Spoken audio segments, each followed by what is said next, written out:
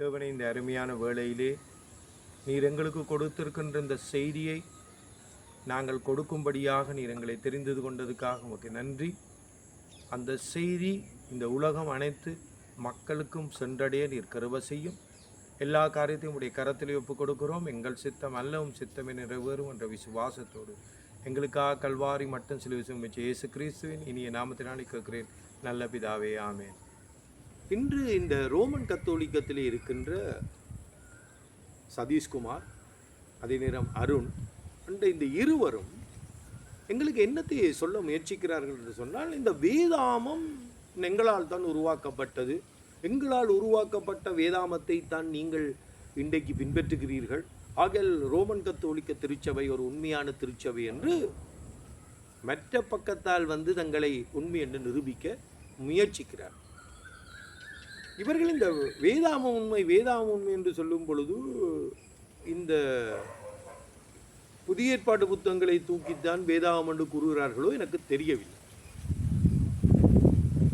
முதல் வேதாகமம் என்ற ஒரு வார்த்தை தேவனால் அருளப்பட்ட ஒரு இனமாக இருந்தது யூதர்கள். அவர்கள் வைத்திருந்த 39 தான் இன்று நாங்களும் வைத்திருக்கின்றோம். ஆகையால் வேதத்தை உருவாக்கினது நாங்கள் என்று இவர்கள் கூறுவது ஒரு பச்சை பொய் என்றால், வேதத்தில் ஆரம்பமே உங்களுக்கு எங்கிருந்து வந்தது என்றதை நீங்கள் சிந்தித்து பாருங்கள். உங்களுக்கும் இந்த 39 புத்தகத்துக்கும் எந்த சம்பந்தமும் கிடையாது. ரெண்டாவது, கிறிஸ்தவத்துக்கும் உங்களுக்கும் எந்த சம்பந்தமும் கிடையாது. மார்ட்டின் லூதர் ஒரு அருமையான ஒரு வார்த்தையை சொன்னார். நரகம் ஒன்று இருக்குமானால் அதற்கு அத்திவாரம் ரோமன் கத்தோலிக்கமாகத்தான் இருக்க வேண்டும். அதை நான் தெளிவாக ஏற்றுக்கொள்கிறேன். அதுக்கு காரணம் என்ன தெரியுமா? தேவனுடைய அத்திவாரமாகிய 10 கட்டளையை இவர்கள் மாற்றி இருக்கிறார்.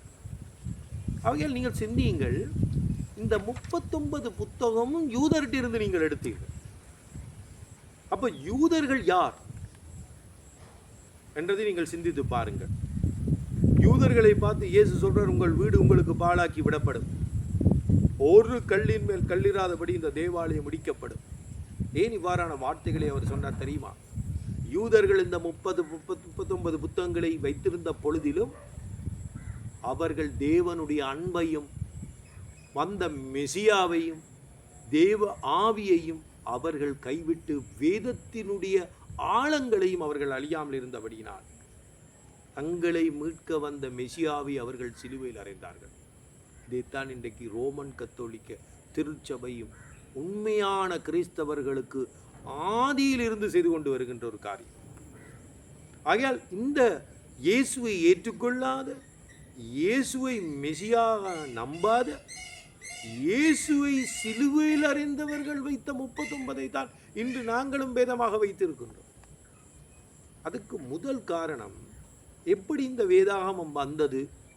39 அல்லது 46 அல்லது 66? இந்த காரியங்களுக்கு நான் நிச்சயமாக உங்களுக்கு இன்னும் தெளிவாக ஒரு வீடியோவை வெளியிட காத்திருக்கிறேன். அதற்கு முன்னுக்கு நீங்கள் ஒரு காரியத்தை சிந்திக்க வேண்டும்.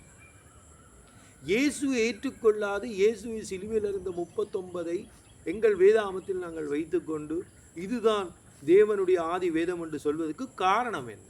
அப்படிப்பட்ட கூட்டம் வைத்திருந்த புத்தகத்தை நாங்கள் இன்று ஏற்றுக்கொண்டு இருக்கிறோம். அதுக்கு காரணம் என்னவென்றால், நீங்கள் தெளிவாக சிந்தியுங்கள். தேவனுடைய வழி நடத்த மத்தேயு 24 அதிகாரம் தெளிவாக அவர் 35வது வசனத்திலே சொல்லுகிறார், விண்ணும் மண்ணும் ஒளிந்து போனாலும் என் வார்த்தைகள் ஒளிந்து போவதில்லை.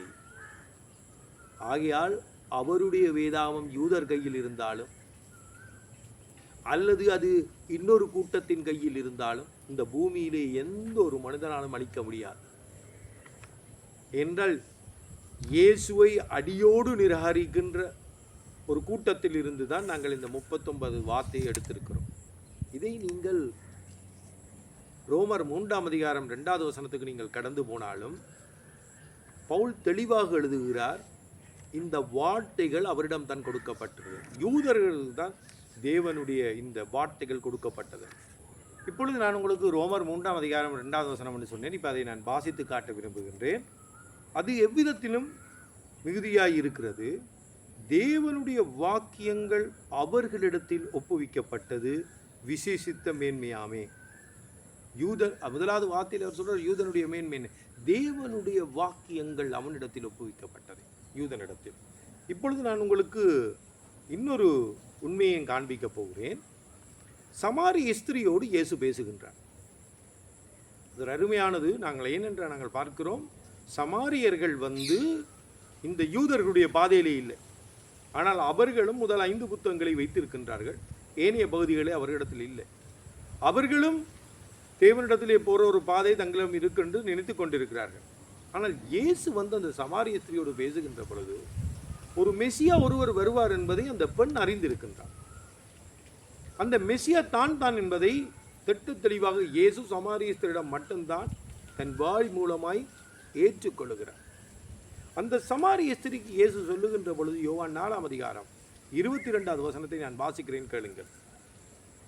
நீங்கள் அறியாததை தொழுது கொள்ளுகிறீர்கள். அதாவது இந்த சமாரியர்கள் போற பாதையிலே அறியாத காரியங்கள் உண்டு என்பதை இயேசு தெளிவாக கூறுகிறார். நாங்கள் அறிந்திருக்கிறதை தொழுது கொள்ளுகிறோம், ஆனால் நாங்கள் தொழுது கொள்ளுகிறது அறிந்திருக்கிறதை என்று சொல்கிறார் இயேசு. ஏனென்றால் ரட்சிப்பு யூதர் வழியாய் வருகிறது. இவ்வளவு தெளிவென்று யோசிங்க. இந்த ஆண்டாண்டு காலமாக மத்தேயு 23:35 படி தீர்க்கதரிசிகளை கொலை செய்தவர்கள்,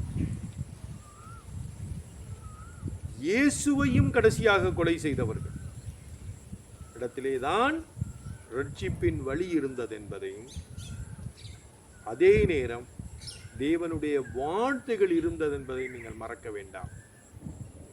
ஆகையால் இந்த முதல் நூற்றாண்டிலே வேதாகமம் எப்படி இருந்தது, எப்படி கிறிஸ்தவர்கள் தங்கள் விசுவாசத்தை வேதத்திலே வைத்திருந்தார்கள், பாரம்பரியங்கள் தேவனுடைய வார்த்தையோடு மோதுகின்ற பொழுது அவர்கள் தேவனுடைய வசனத்துக்கே முதலிடம் கொடுத்தார்கள் என்பதை நாங்கள் ஏனைய வீடியோக்களில் தெளிவாக பார்ப்போம்.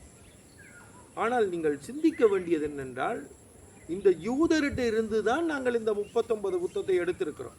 அதை வைத்துக்கொண்டு தான் நாங்கள் எங்கள் வேதாகமத்தின் தொடர்ச்சியாக புதிய ஏற்பாட்டை காட்டுகிறோம். நாங்கள் புதிய ஏற்பாடை காட்ட வேணும் என்றால் இந்த யூதர்கள் இருந்திருக்க வேண்டும். ஆனால் இந்த யூதர்கள் தேவனுடைய சபையாக இருக்கும் பொழுது எப்படியான ஒரு கட்டளையை வைத்திருந்தார்கள் என்பதை நான் உங்களுக்கு காண்பிக்கிறேன். இப்பொழுது நாங்கள் யோவான் 9:22 நாங்கள் வாசிக்கிறோம்.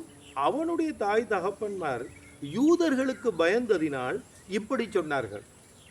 ஏனெனில் இயேசுவை கிறிஸ்து என்று எவனாவது அறிக்கை பண்ணினால் அவன் ஜெப ஆலயத்துக்கு புறம்பாக்க வேணும் என்று யூதர்கள் அதற்கு முன்னமே கட்டுப்பாடு செய்திருந்தார்கள்.